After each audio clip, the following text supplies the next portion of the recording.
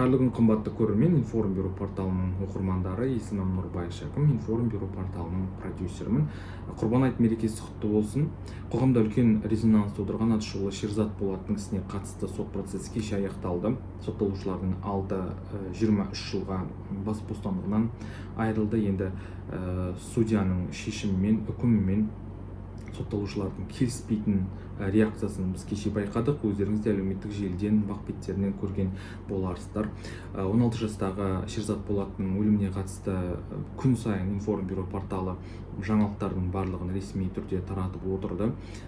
Бірақ бізді толғандырған, бізді мазалаған бірқатар сұрақтар бар. Біз сол сұрақтарды жәбірленуші тараптың адвокаты Мейірман Шәкеевпен талқылайтын боламыз. Ассалаумағалейкум, Мейірман мырза.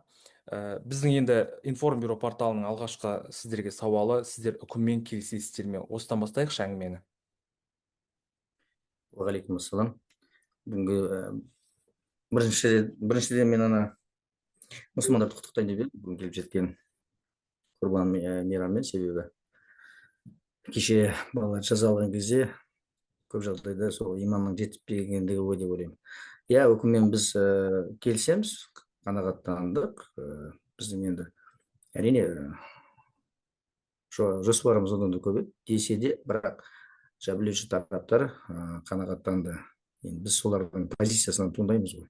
Сондықтан қазіргі таңда біз барлық үкіммен берілген жазаға және моральдық өтемақыға қанағаттандық. Мейірман мырза, жоспарларымыз басқа еді дедіңіз. Ол жаңағы топта кісі өлтіру бабымен жасалған түсінген бойынша, иә? Дұрыс байқадыңыз, иә. Біз негізі көргендей топтық жазаға тарту бойынша топтық қылмыс деп өзіміз әлі де солай пайымдаймыз. Десе де ол тергеу кезінде жіберіп алған кемшіліктер деп ойлаймыз. Тағы бір мынандай сұрақ. Шерзаттың отбасы, жаңа айттыңыз ғой, осы үкіммен келіседі деп, енді 120 миллион өтемақы туралы әңгіме шықты, 120 миллион теңге барлығы төлеу керек деген сияқты. Қазіргі таңда 120 миллион емес, мен білмеймін неге әртүрлі жазып жатқан. 135 миллион теңге қазір өндіріп бергені. Бұл менің аузымнан осы айтайын, 135 миллион мен есептеп шықтым. Әртүрлі ақпарат беріліп жатыр. 285 миллион дегенде ақпарат берілді кеше, 120 миллион дегенде берілді. Бірақ 135 миллион теңге қазір. Бұл енді Қазақстанның тарихында болмаған жағдай негізі. Бірақ әділдік үшін біз осыны талап еттік. Талап етудің де өзінің бір мақсаты бар. Шартты жазаға ерден емін-еркін шығып кетпеу мақсатында жасалды. Себебі Қаржаубай ол ақша көздеп отқан жоқ. Себебі мен айтқан кезде аға, мен ол қылмыскерлердің бір тиынын да алғым келмейді деді. Содан кейін мен оған түсіндіріп айттым, ертең шартты жазамен шығып кетуі мүмкін деп. Содан кейін келісті. Содан кейін тағы бір айтып кететіні, көп азаматтар түсінбейді, мен ортақ үлесті ретінде талап еттім.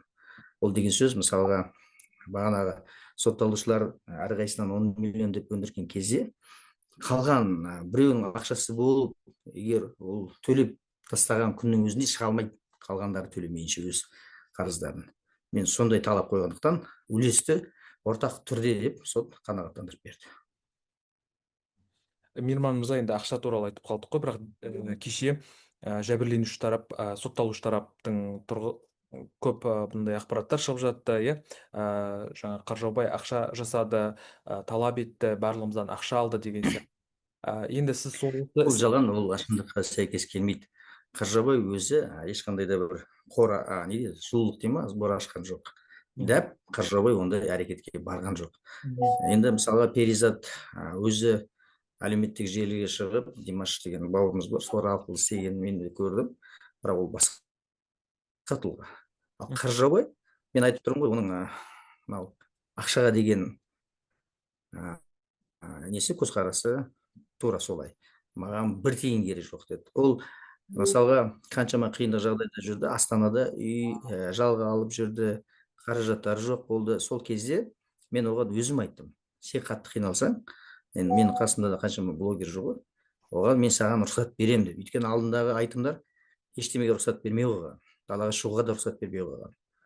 Сондықтан ол күйзеліске түсіп кеткен, маған келген кезде аға, мен жұмысқа шықсам бола ма деді. әрине болады, жұмысқа шықпайынша сен сол күйзелістен шықпайсың деп жұмысқа шығуына да рұқсат бердім. Сондықтан ақша Қаржаубай жинаған жоқ, ешкімнен талап та еткен жоқ. Тағы мынандай сұрақ, енді маңызды сұрақ, екі қызға қатысты. Кеше үлкен дау болды, осы мәселе. Халық арасында да көп өтініш болды ма деп реакция болды. Екі қыз, содан кейін тараған мынау авторегистратордағы видеодан кейін тіпті бұл талап күшейген сияқты. Қандай да бір әрекет жасала ма сіздердің тараптарыңыздан? Біздің тарапымыздан әрекет жасалынды. Сотқа біз өзіміз өтініш хат түсірдік. Ол қыздарды қылмыстық жауапкершілікке тарту туралы өтініш хат түсірдік. Ол бастапқыда маған белгілі болды. Бастапқыда жалған айғақ беріп өтті ғой. Ол қылмыстық кодекстің 420 бабына сәйкес жауапкершілікке тартыла алатын еді. Қазақша білмеймін деп отқанын бәрін мен көрсеттім. Қазақша емін еркін сөйлеп өтті. Ол кезде біз бейне регистратордың жазбасын шығарған жоқпыз. Бейне регистратордың жазбасын шығару былай екі талай болып тұр, шын айтсақ. Ол жерде 90% боғауыз сөз, қалай шығарамыз, не істейміз, халыққа қалай жеткіземіз. Өйткені боғауыз сөзді кейбіреуін айтпасаң, сөйленудің мағынасы жойылып кетеді. Айтсаң, халық қарап отыр. Мен өзім шыны керек боқтап сөйлемейтін адам, бірақ мәжбүр болдым. Шыны керек кейбір сөздер кетіп қалды еді. Өзім де таңдап отырдым, анау не дейді ғой, литературный сөзді. Оны айтпасақ, біз қыздардың әрекеттерін әшкерелей алмайтын едік. Соттың көзін жеткіздік деп ойлаймын. Сондықтан сот қаулы қабылдады. Ол прокуратураға тиісті қаулын жіберді. Олар енді қылмыстық іс қозғалып, соның шеңберінде жауап алатын болады. Тағы да мынандай бір сұрақ.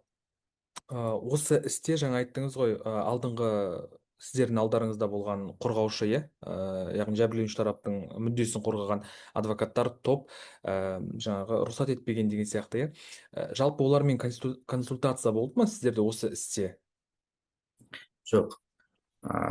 Олар шыны керек, мен ол кісілерді қатысқанын қаладым. Өйткені маған Қаржаубай келген кезде мен өзімде де мысалы 200 өндірісте ісім бар. Қалай болар екен, тым қысқа мерзімде алып кету өте қиын. Сөйтіп мен өзім байланысқа шықтым, айтымға да шықтым, бас тартпаңдар. Енді Қаржаубай бас тартты, шыны керек, маған келді, мен бас тартамын деді. Мен оны тоқтаттым, 4 күнде тоқтаттым, жасама оны, іске кесірі тиеді деп.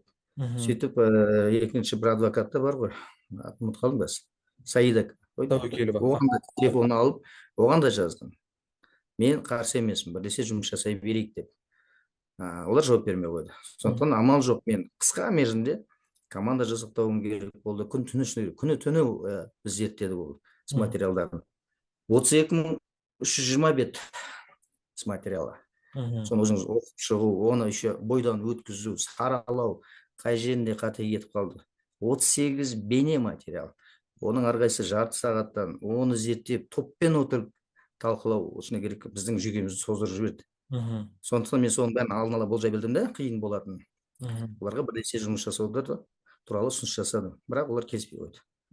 Енді өзіміз Аллаға шүкір, Алланың қалауымен, халықтың қолдауымен алып шықтық деп ойлаймыз.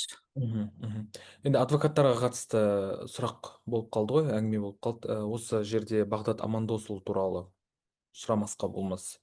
Не дейсіз? Бұл жай сотқа назар аударту болды ма сіздердің тараптарыңыздан? Сондай да бір пікірлер айтылып жатыр. Әлде расымен сол кикілжің? Осы тақырыпты шыны керек айналып өтіп келеді. Бағдат Амандосұлы мені өзінің ұстазындай көретін адам еді. Бірақ мен іс мүддесі үшін жақынға да туысқа да қарамайтын адаммын. Қаржаубай келіп, көзінде мұң толған, аға сізге аманат деп, қолы дауысы дірілдеп тұрып істі тапсырғаннан кейін мен оны жауапкершілікпен алдым. Жауапкершілік менде болды. Бағдат, бұл істе енді өзім шақырған мені. Кел енді, жассың, үйрен, көр. Енді ол заңгер ғой, адвокат емес. Бастапқыда жұмысқа былай, шын енді жасыратын жоқ, енді қазір не айтамын. Сотқа берсе берсін, немқұрайлы қарады. Бір емес бірнеше рет ескерту жасадым. Мен топқа менен де үлкен, жастар үлкен адвокаттар бар, бірақ бір басшыдан не шығу керек, шешім шығу керек та. сондықтан бөліп беремін. Мысалға сен осы томды зерттейсің, ішінен табасың, бізге пайдалы нәрсені деп. Бағдатқа бөліп берген нәрсе ол жасалынбады. Одан бөлек мен іс материалдары бізге толық келмеді. Қарасайға жібердім. Барда іс материалдардың жетпеген жерін алып келді. Оны да алып келмеді, өйткені ертесінде сот бара алмадым деген уәж айта бастады. Үшіншіден, мысалға мен әрбір сотталушыны бір адвокатқа байладым. Міне мысалы сотталушының барлық құжаттарын зерттейсің, қай жерде қандай қателік жасады, кінәсін табасың деп. Мен оған Нұрболат деген жігітті тапсырған. Дәл сол Нұрболаттың ертесінде жауап алу басталған кезде Бағдат өзі де жоқ, сұрағы да жоқ болды. Біз абдырап қалдық. Мен 10-15 минуттың ішінде сол жерде барлық материал, енді мен зерттегеннен кейін, мен толық материалды білгеннен кейін өзім дайындадым. Нұрболат сондай жауапкершілік болмағандықтан. Нұрболат ол куәгер ғой айтып тұрғаныңыз, иә? Иә. Жоқ, сотталушы. Нұрбол. Тоқтабаев Нұрбол, иә. Соған қатысты ол құжаттарды сол жауапты болған. Мен жазам, сағат 10-да жауап бермейді. Звондаймын, жауап бермейді. Содан кейін ең енді шегі деуге болады. Перизат ханымда, мысалы, Қажыбайдың отбасы маған оның тікелей эфирде отқанын видеосын экран жазып жібереді. Ол жерде ол екі қызды қолдап отырады. Ол халық шулайды, маған жібереді. Енді мен соны көре отырып, қалайша мен оны өзім командамды қалдырамын. Мен жарайды дедім, болды. Істің мүддесіне қайшы жасамай қой. Іс материалын білмейсің деп солай шешім қабылдадым. Бірақ кейінірек ол өзі қоя салудың орнына маған қарсы шықты, қаншама әрекет жасады ғой. Оны өздеріңіз де көрдіңіздер. Соның өзінде де мен інім ретінде кешірім деп жаздым. Ал сотқа келеді деген үш ұйықтасам түсіме кірмеді. Сот қалайша оларды кіргізеді деп ойлап келіп, өздерін ұятқа мен ол жерде де айттым, мен айналайын да, қазір ұятқа қаласыңдар, сендер де ойлап тұрмын, шығып кетіңдер, бәрін сөйлеткізбейді. Өйткені сенім хатты мен беріп тұрмын ол жерде. Қаржаубай ол танымайды да оларды. Қаржаубай айтты, аға, мен оған Қаржаубайға да жаздым, сен менің сыртымнан сенім хат беріп қойған шығарсың, мүмкін десем, жоқ, аға, мен сізге ғана сенемін, мен танымаймын Бағдатты да, анау Нұрболат деген тем более танымаймын. Алып тастаңыз дедім. Енді қараңызшы, сізді біреу ұрып соғып қорғаймын деген қай ақылға сияқты. Біз бас тартып отырмыз, сонда да келіп сөз сөйлеймін деген. Ол таза хайптың әрекеті, енді қарапайым халық түсінбейтін шығар, біз енді түсінеміз, есі бар адамбыз, сол үшін келді. Іс материалын дым білмейді. Содан кейінірек маған тағы да жіберіп жатыр. Тиктокқа шығып, өзінің манағы жарыс сөзге дайындаған сөзін оқып берді елге. Ол жерде кімнің Нұрғанаттың атын айта алмай отыр. Нұрбол деп айтып отыр. Оны да маған жіберді, жәбірленші тарап түсіріп. Одан қалса, Шерзаттың жүрегіне тығылды деп айтып отыр. Мен жібермеген дұрыс болды. Шерзаттың жүрегіне тығылған жоқ пышақ. Міне іс материалын білмегендіктен кәсібилігін, енді жауапкершілігін көрсете алмадық. Мен сонда шешім қабылдадым. Мирман мырза, дұрыс қабылдадым деп ойлаймын. Себебі менің қасымда жүрген әріптестер де айтты, аға, біз қаламаймыз. Сіз бізді ұйықтатпайсыз. Мен шыны керек түнде 11-де тұрғызып алдым. Тұрыңдар, ана жерде анандай бар екен, зерттейміз деп. Гостиницада отырған кезде. Ол басқа жақта концертте жүреді. Біз қаламаймыз. Аяғында келіп қалайша ол сөз сөйлейді деп. Сонда шешім қабылданды. Мирман мырза, енді кешегі күнге оралайықшы. Кешегідей реакцияны сіз өзіңіз айттыңыз, күтпедік деп. Кейде тіпті біздің әкелік, ағалық, ішкі адамгершілік қасиеттеріміз оянды ма, біз сотталушыларды кішкене кешіргендей де болдық. Өйткені жарыс сөзде олардың соңғы айтқан сөздері, былай айтқанда, сенімді шықты. Олар жәбірленуші тараптан кешірім сұрады, Шерзаттың қазасына көңіл айтты деген сияқты. Содан кейін үйге қайтып бара жатқанда ішіміз кімді соттап жатырмыз деп кәдімгідей ішімізде алай-дүлей сұрақ болды дедіңіз. Кешегі әрекеттен кейін ойыңыз өзгерген шығар. Иә, ойымыз өзгерді. Біз де адамбыз. Мен шыны керек бара жатқан кезде Бағдагүл ханым екеуміз енді көбіне сол екеуміз сырласамыз. Сол кезде айттым, Мейірман, менің де ішімде біртүрлі деді. Біз адамдарды соттаймыз. Кетеді ғой 20 жыл. Біз өйткені білдік, дәлелдің бәрі жеткілікті. Сондай оймен бара жаттық. Бірақ ана үкім шыққаннан кейін олардың әрекетін көрдік. Адамды өлтіріп қойып жатыр. Ана жерде сот қаншама күзетші тұр, сондадан әйнекті сындырып, бізге қарай, маған қарай не қылды да, ұмтылды. Көріп тұрмын ғой, маған шынасыл абзал маған бүйтіп мизем деген сияқты әрекет жасады. Мен өз басыма қорықпаймын, шын айтсам. Асарым жасап, жасарым жасаған адам. Бірақ сол баланың әрекетіне, солдай балалардың барына қазағының болашағына алаңдадым. Әлі де менде мына жерде жүрегімде тұр. Әлі де мен сол балалар өздері өкініп, егер кінәсін мойындағанда, олардың жазасы жеңіл болар еді. Мен былай да кеңес бердім, адвокаттарына айттым. Сендер дұрыс кеңес беріп жатқан жоқсыңдар. Енді адвокаттардың албаған позициясы аяғында не болды? Барлығы максималды түрде алды. Иә, адвокаттар бізде адам баласымыз, түсінеміз. Қазір мысалға есепте болсам, шынасыл абзал 43 жасында шығады екен. Жап-жас бала болып кетеді. Не әйелі жоқ, не бала шағасы жоқ. 43 жасында ол қандай денсаулығын құртып шығады. Маған да ауыр. Мен кеше де айтып отырмын, бүгін де айтып отырмын. Мен жеңдім деп айтпаймын. Қазағымның қоғамында осындай жастарымыз болатын болса, біз жеңілгеніміз. Я, мен кәсібилігімді көрсеттім. Жәбірленушілердің қалаған қанағаттандырдық. Қоғамның талабын қанағаттандырдық. Бірақ бұл бәрібір трагедия ғой. 9 адам, өзіңіз ойлаңызшы, кішкентай бала. Біреу ұрса да жеткілікті. Қолмен ұрса да жеткілікті. Барып жабылып, одан қалса пышақпен ұру деген шыны керек. Мен кеше бекер айтқан жоқпын, көше заңында да жоқ еді онда. Ол сондай ұрпақ өсіп келе жатса, біздің бәрімізге ойлану керек. Бәріміздің кінәміз. Мен өзімізді кінәлаймын. Айтарымыз. Тағы да мынандай сұрақ. Сотталушылардың басым көпшілігі өздерінің жауаптарын өзгерте берді. Иә, тергеудегі айтқан сөздерімді растамаймын деп жатты. Одан жаңағы куәгерлерді де, куәгерлер де өзінің пікірлерін өзгертіп жатты. Бұған белгілі бір қысым әсер болды ма, әлде не әсер болды? Әлде мен өзім былай болжаймын, мысалға тергеу кезінде бұлардың адвокаттары бөлек адамдар болды. Сотта бөлек болды. Мен зерттеп қарап отырмын ғой. Соттағы адвокаттар өздерінің позициясын солай деп бұрмалап алды. Я, сен онда бердің, қазір айта сал, мойындама деген сияқты. Сондықтан олардың бана жауаптары әртүрлі болып шықты. Десе де сот енді ақымақ емес қой. Көп жағдайда бірінші берген жауапқа қарайды сот. Бірінші берген жауап шындыққа сәйкес келеді көп жағдайда. Бұл жерде барлығы мойындаған, көбісі мойындаған. Шынасыл абзал өзінің адам өлтіргені туралы мойындаған. Қалай тығып алғанына дейін мойындаған. Оның бейне жазбасы бар. Мен сотта соның көрсетуін қамтамасыз етуді сұрап едім. Сот айтты, қажет емес. Өйткені оны қазір ол бас тартып отыр деп. Ол бар.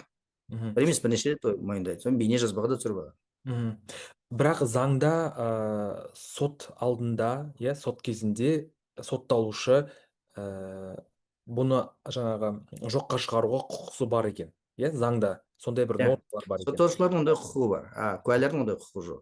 Куәлер ант береді, сотталушылар ант бермейді. Сондықтан олар қандай жауап берсе де, солай жауап қабылданады. Енді тағы да осы куәлерге қатысты, осы екі қызға қатысты іс қозғалады, басқа азаматтар іске тартылмайды, қазіргі? Жоқ, төртеуіне де қаулы шықты ғой. Юлдашевқа шықты, Казкеновке де шықты. Казкенов арнада отырған, ол алдына маған шок болып қалды, менімен ұрысып тұрған адам.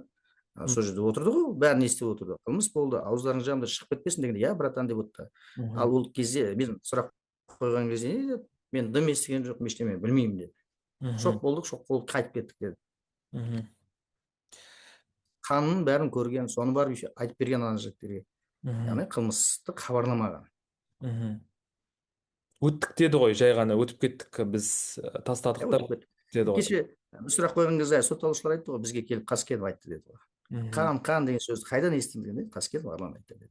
Яғни соларға барудың орнына олар полицияға бір телефон шала салу қолдарында мүмкіндіктері болды. Мгм. Менде мынандай тағы да бір сұрақ.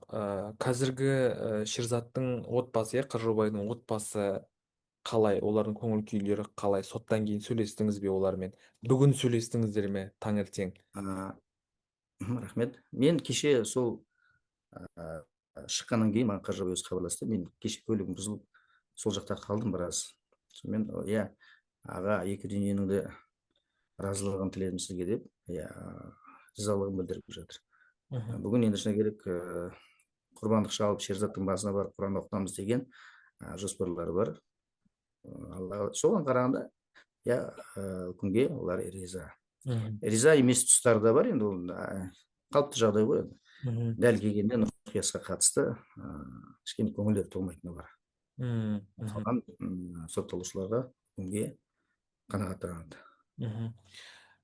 Шерзаттың әкесі Қырғаубай Нұрымов бір кездері елден кетем, иә, бұндай әділетсіз мемлекетте тұрмаймын деген мәлімдеме жасады. Осы істен кейін ойын өзгертті ме, өзгерте ме, немесе сіздің ойыңыз қалай? Бұл туралы сөйлестіңіздер ме сіздер жалпы? Бұл туралы сөйлескенмін. Маған келген кезде шыны керек Унжырға су түсіп кеткен, маған да сеніп келген жоқ.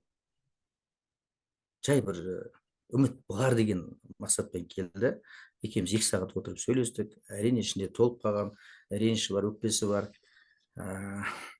Адам біреуге ренжісе бүкіл әлемге ренжіп кетеді ғой. Соның бәрін мен түсіндіріп айттым. Бұл өмір, бәріне ренжи берме деп. Содан үйіне барғаннан кейін маған жазып жіберді. Аға, сізбен сөйлескеннен кейін қандай да бір жүк түскендей болды деп. Мгм. Сол кезде сөйлестім. Одан кейін тағы да сөйлескен кезде осы мәселені айттым, сен шетелге кетіп қаламын деген әңгімең болатын болса дедім, мен не үшін жүрмін? Мен әрбір қазақты шетелден алып келіп жатыр. Сөйтіп жоқ аға, ол өтірік. Мен басқа мемлекетке кететін ойым жоқ деді. Мгм. Өлсем осы жерде өлемін. Өзінің азаматтық позициясын айтты. Мгм. Сондықтан ол қазір ондай ойы жоқ. Мгм. Тағы да мындай сұрақ. Жәбірленуші тарап осы істе сотталушы кәмелет жасына толмаған азамат, кеше 1,6 айға сотталған азаматқа кешірім берді. Не себеп? Неге кешірді? Кешіргенде оны тікелей қылмысқа, бағана адам өлтіру фактісіне қатысы жоқ. Оны біз көрдік, зерттедік. Иә, ол келді, шақырды, сол жерде отырып, кейін автокөлікпен кетіп қалады. Мгм. Бірден. Екіншіден, ол жас бала, кәмелет жасқа толмаған баланың біз обалына қалмайық дедік. Қаржабай екеуміз отырып сонда шешімге келдік. Айттым, сен адамшылық жаса деп едің. Болды аға, мен өзімде сондай ойым бар еді деп, екеуміз сондай шешімге келіп, кешіруді бердік. Бірақ бұл жерде бір нәрсені ұғыну керек. Бұл баппен, 434 баппен Қаржабай және оның отбасы жәбірленуші болып табылмайды. 434 баппен жәбірленуші ол мемлекет. Сондықтан біздің кешіріміміз кеше аса бір маңызды рөл атқармады. Егер жәбірленуші болсақ, иә, оны сот ескереді деп ойлаймын. Сот сол негізбен біздің бағанағы кешірімімізді назарға алмады деп ойлаймын. Жаңа айттыңыз ғой, алдыңғы адвокаттар тобымен ақылдасуға бірнеше рет ұсыныс білдіргенмін, бірақ ешқандай реакция болмады деп, ешқандай жауап болмады ма? Әлде белгілі бір аргументтер болды ма сіздерге? Жоқ, жауап болмады. Айтымға мен былай дауысты хабарлама жібердім, ол тыңдады, мен көріп тұрмын, жауап бермеді. Саид аға, мен жаздым ғой деймін. Неде WhatsApp-тан авасынан көрініп тұрады ғой. Содан кейін біраз уақыттан қарасам, мені блоктап тастапты. Содан кейін ары қарай мен әрекет еткен жоқпын. Қылмыстық материалын мен басқа жақтан алуға тырыстым. Себебі мен қылмыстық материалын алайын дедім соларды. Тез алып, тез танысып, іске дайындалуым керек болды. Олар сол блоктап тастағаннан кейін түсінікті болды. Содан кейін мен прокуратураға өтініш хат түсіріп, прокуратурадан алдық, оларға рахмет. Тез арада 1-2 күн ішінде бізге материалдың бәрін берді. Сөйтіп бастап кеттік. Тағы да бір мынандай сұрақ, жеке журналистердің, жалпы байқағанымыз, біздің қоғам мынау, өздеріңіз білесіздер, салтанат ісі бойынша, Шерзат ісінде де қорғаушы, яғни сотталушыларды қорғаушыларға үлкен сондай бір реакция, қарғыс айту, осы тұрғыдан не ойлайсыз? Біз әлі заңдық тұрғыдан саналы түрде сотқа ешқандай бір ішкі эмпатиясыз, ешқандай бір эмоциясыз, салқынқанды түрде қарайтын қоғамға қашан жетеміз? Енді олар да өзінің қызметін жасап жатыр ғой деген сауал туындайды да. қалай ойлайсыз жалпы? Қоғамға осындай жету үшін осындай процесстер шынымен де көбіне ашық болу керек. Бұл ашық процесс көп адамға сабақ берді. Бәрі көрді. Мысалға кеше айтып жатыр, мен бір тепкен үшін 150 миллион теңге төлеймін деп. Енді түсінігі бар адам ойлайды, тебуге де болмайды екен, соғуға да болмайды екен. Қылмыс болып жатқан жерді көрсе, барып хабарлау керек екен деген сана енді оянып жатыр. Өйткені көп адамдар білмейді ғой, заңгер емес, қылмыс болып жатса, менің не қатысым бар деп өтіп кете береді. Ол бойынша қылмыстық жауапкершілік бар екен, осы процесстен көріп отыр. Қоғамға қашан жетеміз дегенде, енді айту қиын. Біз өзіміздің қазақтың менталитеті бар ғой. Осылай жетерміз. Эмоция ол барлық кезде болады. Бірақ манағыдай шектен шықпау керек. Менің бір өкінгенім, кеше де айттым, ата-аналар түсініп отқан жоқ. Балаларының қылмыс жасаған. Өзгеден көру, ол жауапкершіліктен кету деген сөз да. Біздің қоғамның бір кем тұсы, мен мысалға шетелде көп жүріп, бізге мемлекет жауапкершілікті өзінен іздейді. Біздің қоғам өзгеден іздейді. Адам бар құлап қалса да, соны біреуден көреді, өзінен көрмейді. Біз қай кезде өзімізден көре бастаймыз, әрбір әрекетімізге істеген жауапкершілікті сезіне бастаймыз, сол кезде керемет қоғам боламыз. Тағы да мынандай сұрақ, бұл енді бізде ашық түрде өткен, қазақ тілінде, ашық өткен алғашқы сот қой, біздің егемендік басталғалы бері. Тілдік жағынан, жалпы мынау соттың жүргізілу тәртібі жағынан біраз нюанстар байқалып жатты. Сіз қалай ойлайсыз? Осы бағытта ойларыңыз келді ме? Мынаны былай реттеу керек екен, мынаны былай аудармасын жасауымыз керек екен деген сияқты. Бұл сіздер үшін алғашқы қазақ тілінде өтіп жатқан сот. Мен үшін мыңның бірі. Мен бұндай бана қазақ тілінің кемсітіліп жатқанын күнде көремін. Алматы мен Астана қаласында мемлекеттік тілде, яғни қазақ тілінде тәуелсіздік алғалы бері 5% мемлекеттік тілде сот ісі жүргізілген. Сенесіз бе соған? Біз қай кезде тәуелсізбіз деп айтамыз? Тіліміз тәуелсіз болған кезде. Қазіргі таңда да 5% жүреді. Әрбір сот отырысында мен қырылысып жатамын судьяларым. Қазақша жүргізіңдер, қазақша сөйлеңдер. Аудармашы жоқ бізде. Біздегі аудармашылар бар болғаны 340 теңге ғана алады сағатына. Ол 92 жылы үкіметтің қаулысымен бекітілген, содан бері бағалар көтерілмеген. 340 теңгеге кім барады? Сапалы аудармашы бармайды, сондықтан аудармашы жоқ. Бұл бір. Екіншіден, мен осы тілдің мәселені көтеріп жүргеніме жоғарғы соттың төрағалары да не біледі. Қанша бардым, парламент депутаттары да біледі. Заңға өзгеріс керек. Кез келген іс, қылмыстық болсын, азаматтық болсын, әкімшілік болсын, мемлекеттік тілде жүру керек. Ал мемлекеттік тілді білмейтін адамдарға аудармашы беру керек. Кешегі сот процесінде көрдіңіз ғой. Қазақ тілін білмеймін деген бір азаматқа бола, қаншама бет. 62 томның бар ғой, 31 томы орысша. Сол бір адамға аударып берілген. Ол кімнің қаражаты, кімнің есебінен кетіп жатыр? Сіз бен біздің. Мен Россияның да мемлекеттік тіл туралы заңын зерттедім. Өзбекстандікін де зерттедім, Қырғызстандікін де зерттедім. Барлығы мемлекеттік тілде қозғалады, Әзербайжандікін де зерттедім. Соған біздің неге екенін білмеймін, қауқарымыз жетпей жатыр. Кез келген мемлекетте іс мемлекеттік тілде қозғалады. Ал мемлекеттік тілді білмейтінге аудармашы береді. Бізде керісінше. Анау мемлекеттік орыс тілін, қазақ тілін мемлекеттік тілді білмеймін дейді де, оған аудармашы беріледі. Мейірман мырза, тағы да ол бойынша өтініш хат түсірдім ғой, өтініш хат қанағаттанбады. Мынандай бір сұрақ. Ол мысалға Нұрқиясының адвокаты, кешіріңіз, оған ақша төлеп отыр. Адвокаты болғаны үшін. Қосымша біз жәбірленушілер төлеп отырмыз. Міне, сен сотқа қатысқаның үшін рахмет деп. Ақылға сыймайтын нәрсе ғой. Мен неге өз есебімнен төлеуім керек оған? Ол мемлекеттік тілін білмесе. Бұл енді шыны керек назар аударатын нәрсе. Күнде сотта қырылса. Кейбір батыл соттар бар, судьялар. Олар түсінеді мені. Рахмет, мен білеміз деп. Бізде заң бойынша мысалы азаматтық істе қай тілде арыз келіп түседі, сол тілде қозғалады деген норма бар. Осы норманы ала алмай жүрмін. Яғни өзбек тілінде келетін болса, өзбек тілінде қарау керек бізде. Заңда солай жазып қойған. Қытай тілінде келе ма, Қытай тілінде қарап шығу керек. Мен бір күн соны эксперимент қылып жасағым келіп жүр. Қай тілде келсе де ол мемлекет тілде қозғалу керек. Иә? Кем тұс 33 жылда біз тілімізді тұғырына отырғыза алмай жүрміз. Біз мемлекеттік тіл басым тіл деп айтамыз, заңмен көрсетілген.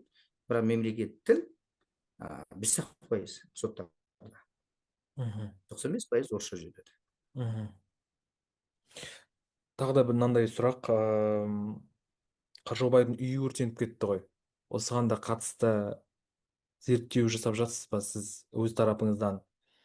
Жаңа төбесін қарау, жаңағы космостан қараймыз деп арнайы Ресейге запрос жасады ғой біздің тарап. Іс қалай болып жатыр? Ол бойынша мен білемін, маған бір қонаққа келген кезде Абзал Құспанмен осы бойынша мәселені көтердім. Ол үй өртену бойынша Ресей Федерациясына спутниктен сұрау жіберілген. Оның әлі нәтижесі келген жоқ қой деймін. Сонымен қатар мен депутаттарға өтініш жасадым. Нұрғанат қайтыс болған кезде деген спутниктағы түсірімдерден бізге ақпарат берсінші деген. Өйткені Нұрғанаттың өзін өзі өлтіру дегенге отбасы сенбейді. Менің де күмәнім бар. Олардың енді жауап келгеннен кейін ғана біз айта аламыз.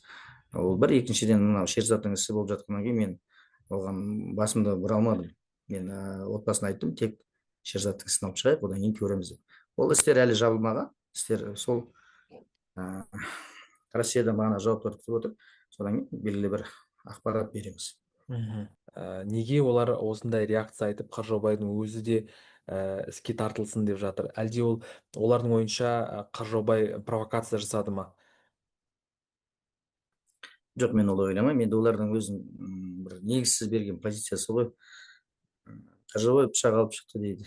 Олардың сол қадалып отқан сол жерде Қаржаубай пышақ алып шықты. Оны біз жоққа шығарған жоқ, Қаржаубай алып шыққан рас. Бірақ ол пышақты ешкімге ол кезеген жоқ қой. Ешкімге шабуыл жасаған жоқ. Пышақ ұстады екен деп елдің бәрін қамай беретін болса, күнделікті біз кухняда да пышақ ұстап жүреміз. Әрекет болған жоқ. Белсенді бір тұлғаға қатысты сол пышақпен әрекет болған жоқ. Олар оны ата-аналар енді түсінбеуі мүмкін, бірақ солардың адвокаттары айтқан кезде мен шыны керек таңғалдым, жағам ұстадым. Қандай сауатсыз бір мәлімдеме жасағандай болды. Қаржаубайдың іс әрекетінде ешқандай да бір қылмыстық жауапкершілік жоқ. Егер ондай жағдай оқиға орын алып жатқан күннің өзінде де бізде қылмыстық кодекстің 32-ші бабы бар. Қажетті қорғаныс деген.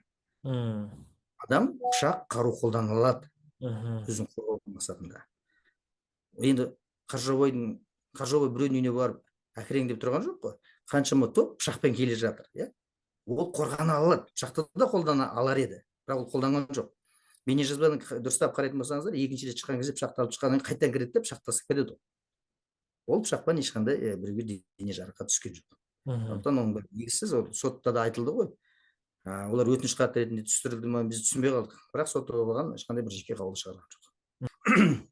Көп адамдар сұрап жатады. Доктор деген азамат шыққан, Қаржаубайға қатысты сен өзіңнің балаңды өлтірдің деген бейнежазба таратқан. Ол бойынша мен сотқа бердім, сот қаралып жатыр. Ешкімнің біреуге жала жабуға құқығы жоқ. Сонымен қатар бір ата-анасы да отырды. Қаржаубай саған виноват, Қаржаубай деп. Оған қатысты біз арыз түсірдік. Ол бойынша да іс қозғалды. Тағы мынандай бір сұрақ.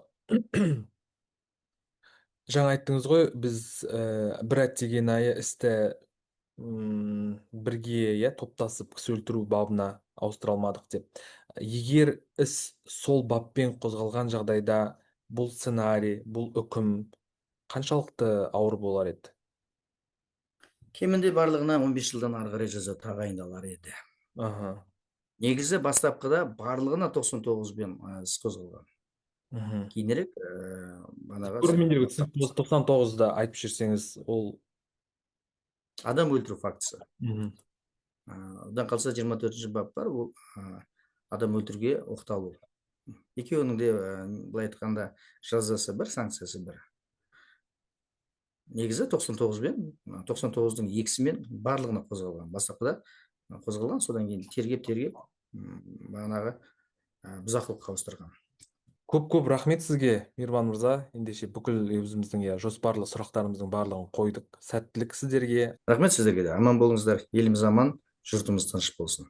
Жақсы. Бұндай оқиға енді қазақтың тек тарихында ғана қалсын. Рахмет.